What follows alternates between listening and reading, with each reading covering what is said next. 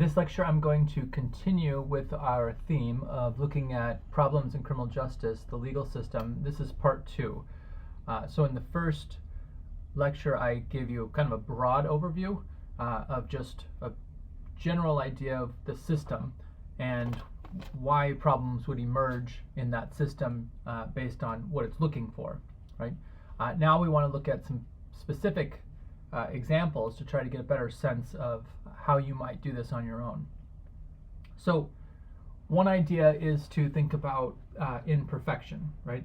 The idea that the courts aren't perfect, that they have their own implicit biases, things that they value, claims that they don't accept, ideas that they don't think about, in addition to people not having access to the courts, right? They can't afford a lawyer, they don't know what the laws are, they don't know how to fill out the paperwork. There's a lot of situations in which you can see why the courts are not perfect places to resolve conflicts. The other issue is that systems could be designed perfectly. I say that with some trepidation, right? Like there's not, it doesn't mean that they're going to work out the same way, but you could theoretically put together a system that says, for example, right, there's a system in your car or a car that if you put gas into the car, or now electricity, it will go, right? So that's a system and it should work in theory. Obviously there are problems that can occur with the car, but the system itself has been designed perfectly. And so when you think of the legal system and the criminal justice system, right, you'll remember that for the criminal justice system, the goal is to close cases. And so that can be perfect in the design. Same thing with the courts, is to resolve those unresolved cases, right? So they want to help participate in the closing of cases. So we want to see, well, what's going on? How come that's not always happening? In other words, why aren't cases always being closed, or what are other issues that might get in the way of that shared goal? Especially as you and other people within social groups might have different expectations than just closing cases. So we all know that we all have problems, right? And so we should be able to take that knowledge that we have of our own lives and our own situations and be able to look into the criminal justice system and the legal system to see what problems exist. So we want to keep in mind that what we're looking for here is that, the courts, police, and corrections, they're always exercising authority, right? They've been given authority by social groups, by society, and that somewhere in the system, when they exercise that authority, other people are resisting that. And so there's this always push and pull. There's always constant kind of adaptation that people are going through based on their desire to be free and based on the authority to maintain order. So you have to confront your assumption that a perfect system would result in perfect behavior, because it doesn't, right? It is a perfect system, right? It's been designed to close cases. You've got different roles and routines and rituals and people at all levels that are all participating to close cases. Certainly, a large number of cases do get closed, and yet it doesn't result in perfect behavior. So you have to change that way of thinking right off the bat. So in order to do that, you have to start thinking about prisons as systems of crime, right? So the whole idea of having a prison system or having a correction system, right, to close these cases. Well, why are we closing these cases? What's the purpose of it? Well, before we get into the social reasons, you want to think about it first as a system that circulates money, right? So crime is kind of like currency in this way. It's like your dollar bill, or it's like a $100 bill. And different crimes have different values. And so the incentive is to produce crime in the same way you'd produce a movie. In other words, police, courts, and corrections are all working together in the production of crime, right? This does not mean that police, courts, and corrections are telling people, going to your house and saying, please commit this crime right now so I can catch you on Tuesday. But legislatures, right, are creating laws that create crimes, and then it's the job of these three agencies to capture, right, to maintain, and to produce results based on these definitions that legislators or politicians come up with. And so the idea here is that just like people are trying to produce a movie or money, with whichever metaphor you want to use, all of the actors within these agencies are likewise producing crime. In other words, you know that you're closing cases if there is crime. If there was no crime, you wouldn't be closing any cases. In addition to that, there's money to be made. So people make money at all levels here. Inside the prison, there's ways of generating income inside the prison. The guards get paid, right? There's meals that are provided, right? There's all sorts of ways, just in any other environment, that people get paid.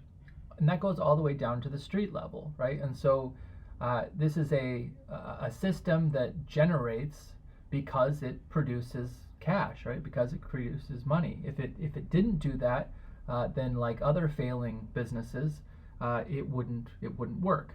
And so in order for it to produce crime, it has to be able to be funded and to produce some value, right? So why prisons in particular? Why does this correction system, this end goal of closing cases, why does it work for us in society? So one theory is that it has an advantage over other programs. Like, for example, let me give you two competing systems. One is the system of religion, which has its own punitive, right, exercises. So in a vast radical view, religion has one possibility of forgiveness where there is no punishment. In other versions of religion, there are certain things you can do in order to earn forgiveness, or in order to make right what you've done wrong. Another system we have, if religion is not familiar to you, right? Another system we have is alternative dispute resolution, mediation, ways of resolving conflicts that are outside of the official or formal system. And those are much more community-based and have people who you might know be involved instead of a stranger that works for the courts. So why does prison work better, or at least why does it have a bigger influence than religion or alternative forms of conflict resolution? Well, the theory is that it produces delinquency, and delinquency or deviance or stereotypes or whatever the phrase you want to use, that it produces criminals, right? It has a thing where the production of crime includes the production of criminals. And that can be used, the ability to do that is an instrument for controlling and putting pressure on anything you deem to be deviant behavior or illegal. And that's not insignificant. That's an important element of being able to control other human beings, including obviously their bodies and what they can and can't do with it. That's what we mean by behavior. And so if you think about it in the concepts of power, force, energy, people are using their authority to exercise force over other people, and that constitutes not just what the person thinks of themselves as a criminal, but also what we all think about good people, bad people, criminals, law-abiders, all these categories we come up with that we construct, and that ultimately creates this thing we call a subject, right? That we are either subjects of the law or subject to the law, subject to the police, right? And your subject, how you define subject, is influenced by this power, this ability to call and determine people to be delinquent or deviant. And so it maintains a system that we're all a part of. So you want to start thinking about it, in this, as you're looking at the money and how all of these actors are making money, producing crime. You want to think about four kind of ideas, and they're not always going to go together, and so you want to look at them one at a time and maybe see which one fits best with how you're thinking. But you always want to kind of consider, how are we, social groups, what are we doing? Really specifically, how are we doing it? How are we trying to exclude people? How are we trying to separate those that one social group finds intolerable? So, in very, very simple terms, you could think about when asylum seekers are trying to enter the country illegally by showing up at the border, and they want to get paperwork and get an attorney, but guess what, right? There's no guard there. There's no lawyer there. There's no court there to process their paperwork. They have no way of filing for asylum. One thing the Biden administration is trying to do is they gave them an app. Okay, so let's assume you have a phone. You're in the middle of the desert in Texas, but you cross this invisible line, which some Trump supporters believe there's a wall. There's obviously walls in some places, but the whole border isn't walled. Or you don't go through the desert, you go through an airport. Now you're at an airport. How do we exclude these people, right? That we find them intolerable in the political sense. That there's debates of how dare you try to claim asylum without having a lawyer, a cell phone, an app, right? How dare you? So how do we exclude these people? Well, what we do is we detain them, right? We exclude them and we put them in these fenced off places, very similar to prisons, and we exclude them for some period of time until the paperwork can be sorted out, the claim can be denied, right? All these different processes that we essentially invent right there at the border in order to try to exclude a group of people that we find to be intolerable socially and politically. Now, I'm not saying that's how people should feel it, but that's evident if you study the issue. This is how the political process works for people who are trying to claim asylum without all those other methods. Another way that the society, as we try to use prisons, we try to use them to compensate people. And so in a very kind of interesting way, right, we try to organize a ritual, which we call a trial, or really just the court processes. You might not get a trial, right? But we have lawyers, we have paperwork, we have these things that people show up and they do. And within this process, sometimes and oftentimes, in addition to going to prison and serving time, you might also have to pay a fine, pay some kind of compensation to make the person right, or to make them whole if you stole something from them, right? You give them what you stole, the value of it or whatever. And we do this at many different levels, right? It can replace prison, right? In certain circumstances, we're very kind of interesting how we use this compensation tactic. And this one goes back pretty far. If you think about the pound of flesh, right? This idea of you have to have some equivalent, and where that comes from Middle Ages is, if I hurt some property of yours, whether that's a person or a sheep or your daughter, then I have to compensate you the value of that sheep, daughter, or slave. And so this is a hangover from that same way of thinking. We still use this socially.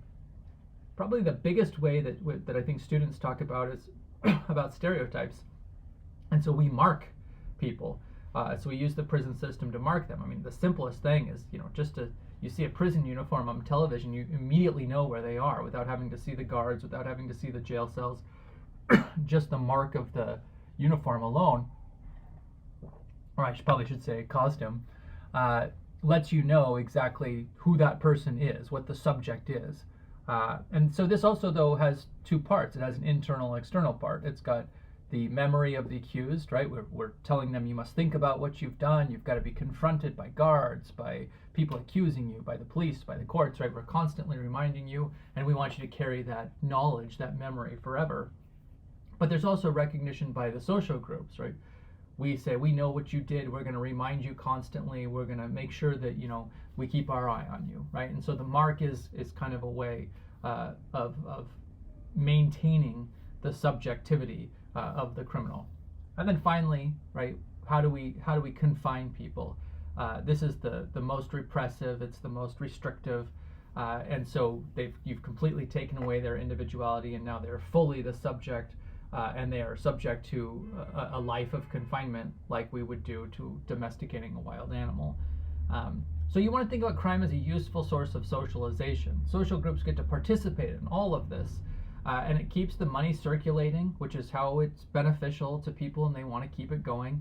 And it provides separate groupings, right? So it says you're productive, you're unproductive, you're tolerable, you're intolerable, you harmed this person, you're the person who was harmed, you're the person with the mark, we're the ones who mark you, right? There's lots of different ways that society benefits and participates in this process. And so the final thing to think about is that to maintain power through this production is every time power is exercised through productivity by making money, by increasing the number of people who are participating, by effectively using confinement marks, compensation, exclusion, it builds and builds and builds, and so the more productive, the more power is going to be exercised. So we want to see how this works in quasi-real life, and what I've done here is I've taken 3 real cases and I've shrunk them together so you kind of see the main point. And somewhat recently in the last few months, there was a random search at a prison complex called Rikers Island, and the corrections commissioner gives the purpose of why they're doing this. It's not to take away any of your liberties, but it's to try to solve this problem that we have of drugs being smuggled into the prison system. And so in one of the testimony, one of the guards was admitting to what he'd done and how much money he'd made, a lot more than he's making, as just a official actor within the system. And so he basically says, this is a common thing. It's widely understood that others were selling the drugs to fellow detainees. He smuggled drugs in the facility, and he believes to keep his own job because others were doing it, and so everyone's participating. You also participate in it, but also just to understand that in a social environment in which those we've marked or labeled criminals outnumber those we mark or label guards, you've got a social dynamic that again produces value both socially and money, and so you're going to get a good deal by doing this. And so this is tough, I think, for criminal justice students, because you want to blame an individual here for being naughty or for being bad, but what you're not seeing is that the system itself produces this effect. You'd have to be a fool. Now, you might be a very moral fool, you might be a very good person, but you're throwing away money by not participating in the smuggling of drugs, right? But that's a crime in a system that promotes crime, right? That's the whole thing. It's the management of crime. And so as a guard, you, in theory, are going to be less likely to get caught in this system, and so you should be able to do better. And even if you do get caught, you're only one of a number of people, and so other people are getting away with it. And so you should be able to see why there's a short circuit here. The whole system from top to bottom is designed to close cases. Well, these aren't open or closed cases, right? This is in the system. It's in the system that has already been determined, right? These cases are supposed to have been closed, and so it's very difficult to try to think about, look at how the commissioner has to apologize to the corrections officers by saying we're bringing in the police, right? It's an embarrassing moment to have to say this whole system that's built on closing cases, there's a loophole here, right? We can't seem to maintain order in the very system that we're trying to keep a semblance of order, and so it's a dilemma because the entire system is built on the concept of society producing crime, right? It's almost as if it's admitting, saying there's going to be crime, and what we're trying to do is manage it, and we're going to do that through bureaucracy. We're going to do that through paperwork, processes, rituals, and then that's going to keep the system going because it's beneficial socially and through money. So I want you just to see that's a big problem. I want to go to a smaller problem, or let's call it a medium problem. And that would be that just looking at statistics are oftentimes confusing, as we're going to see on the first slide, but then also dehumanizing, in that they don't tell the whole human story. So let me walk you through this, and this will be difficult for a lot of you. The first one is, isn't it pretty obvious? And I know you're having a struggle with this because I've done this for several years with students. It's obvious to me when I look at this slide on the left hand and I say in the year 2000, In New York City, there was over 60,000 violent crimes, and in Chicago, there was almost 50,000 violent crimes. Fast forward to 2020, and there's, only, right? I say that in somewhat sarcastically, but somewhere between 35 and 40,000 crimes violent in New York City. And so you've had a reduction, right? You've had a drop in violent crime by a significant amount, right? Remember that the population has increased in New York over those 20 years. And so not only is this fewer violent crimes over this 20-year time, but it's also fewer violent crimes per person. So you're less likely to experience violent crime in New York in 2020 than you were if you were here in 2000. Now, I think that's hard for a lot of people. But if we also look at just the crime rate in general, so we're separating now violent crimes from all crime, you'll see that the most crime is by property theft or by property destruction. And so violent crime just isn't really that common.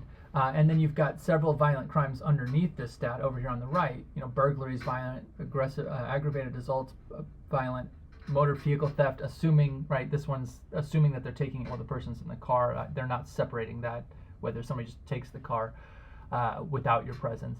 Robbery is violent, rape is violent, murder obviously is violent. And so you'll see the overwhelming number of even violent crimes is linked to burglary, somebody confronting you and trying to take something from you, and usually probably less than $100. So, in general, you're seeing statistics aren't really giving you the story that you're wanting to hear, right? And we go back to this idea of, well, if the system is based on closing cases, then what you can tell over time is that it's done a really effective job of policing property crime, right? We're really, really good in America at policing property crime. And you might even say we're good at keeping property crimes from happening, right? Preventing them through a variety of methods.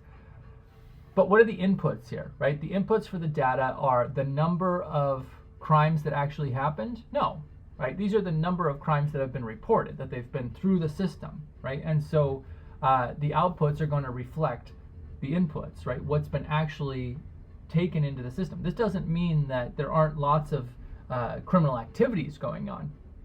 This just means that these are the number of crimes that we've been able to process through paperwork, right?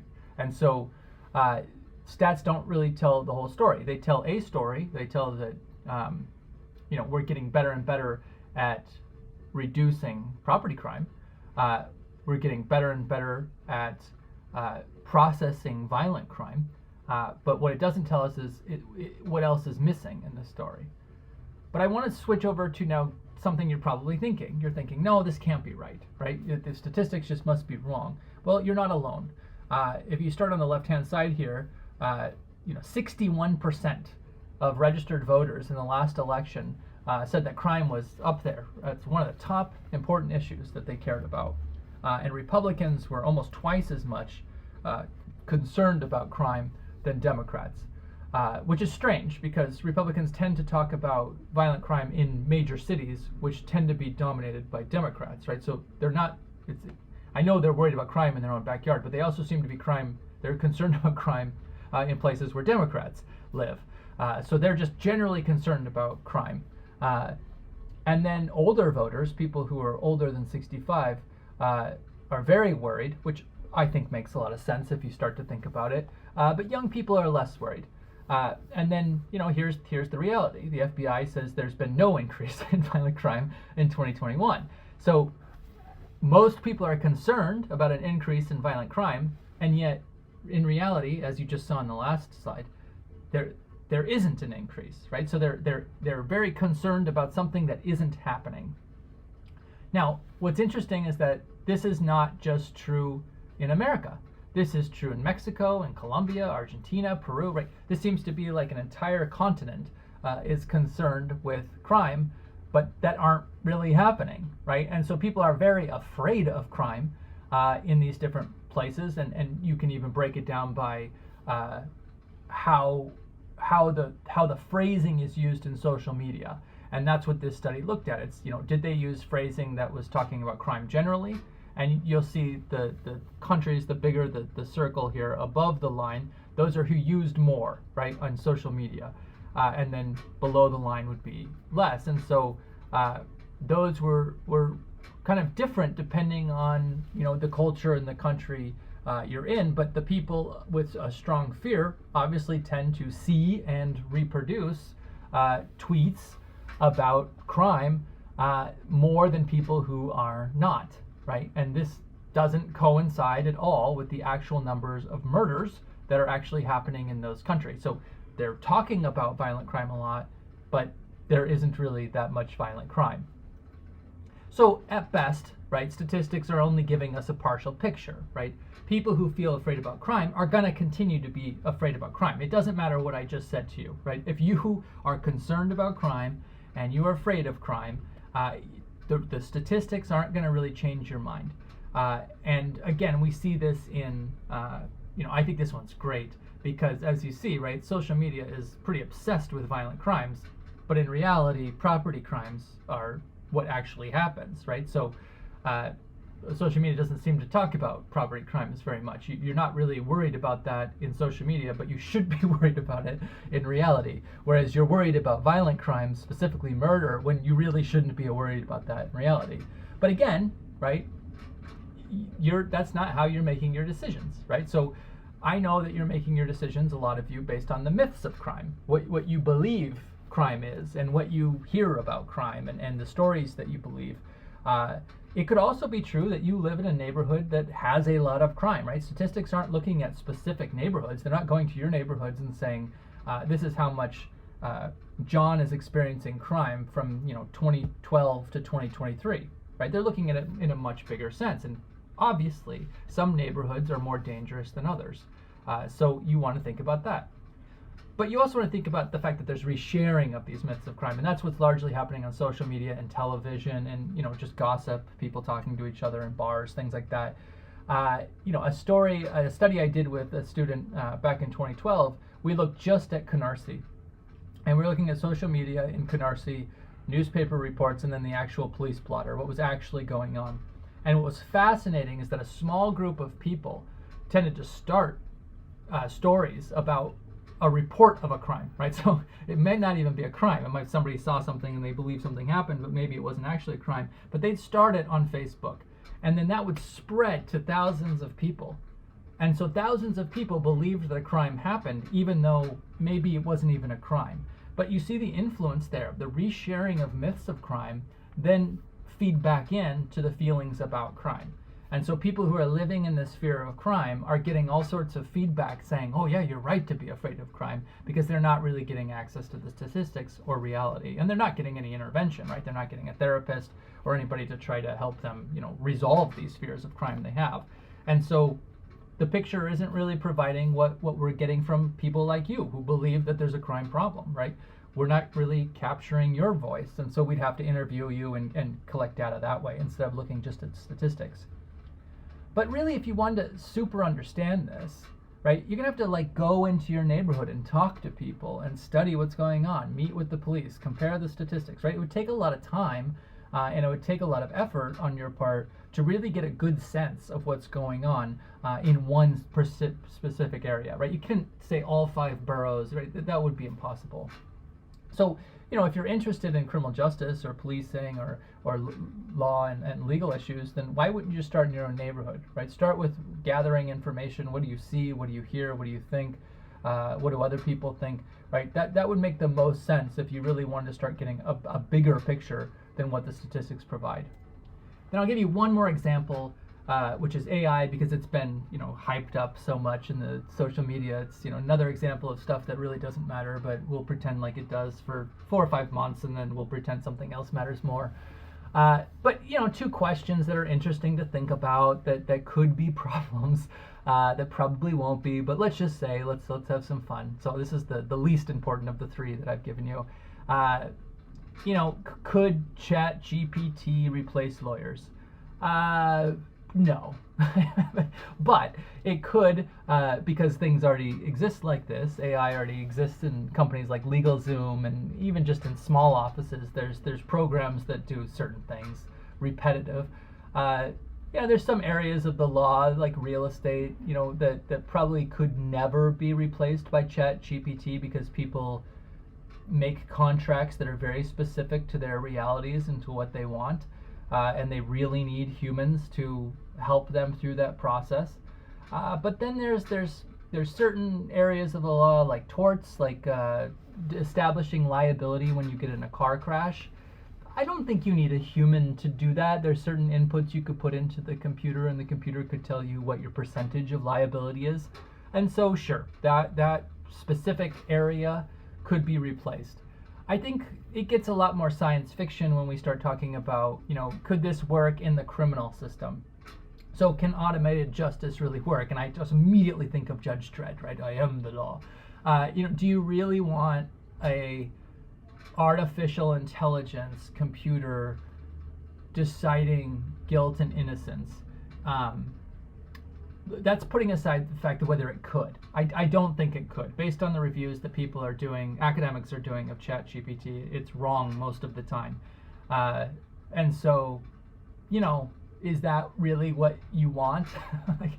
Even if it could do it, which it apparently can't, but let's just say it could, do you want an automated humanless robot making these decisions? Maybe your answer is yes, and I'd love to hear more about that.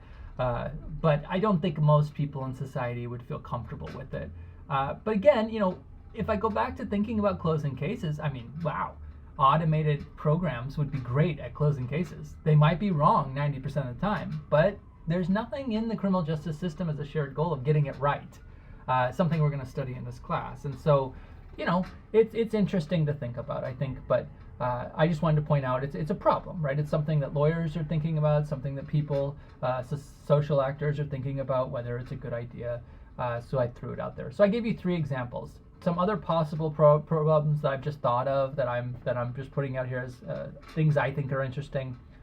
There's been a lot in the last 5 or 10 years about trying to figure out how do judges think.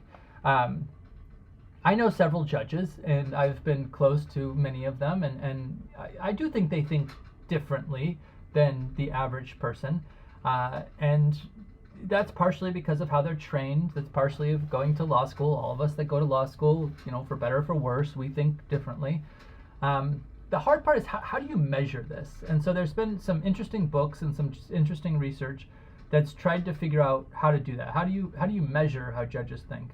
And I think it'd be really interesting to compare the mind of a new judge. A friend of mine she's only been a judge for a couple of years. Before that, she was a prosecutor. Compared to somebody I know who's been retired for almost 10 years, right? Do they think differently? Do they have different ways of thinking it through? So it's not just how do judges think, generally, but also specifically. Does their gender matter? Do women justices or judges feel and think differently than males? And race, class, right? There's a lot of things you could add there. Another problem you might be interested in is legal language, legalese, right? How confusing it can be, what you need to do in order to learn it, why have it. I was pointing out to a colleague of mine in biology that law and biology are the only 2 places where we use Latin as if it were English. We're constantly referring to it and wondering why other people don't know what we're talking about. And you have to stop and think, why biology and law? What on earth do those have to do with each other? And so, tackling this idea of language, I think, would be interesting. There's also, a lot of you are interested in social justice, and so intersectional harms. Things that happen over and over again because of your race, because of gender, sexuality, and also economic discrimination. 2 examples that you could look at in there would be linguistic justice, how people are treated differently in courtrooms or through legal processes because of how they speak, where they come from. Do they speak, sometimes you might hear about this as code switching. You might look up the term code meshing, right? But based on how they talk, does that change how they're treated? The other issue would be what I gave you an earlier example of criminal law and immigration coming together. They used to be separate.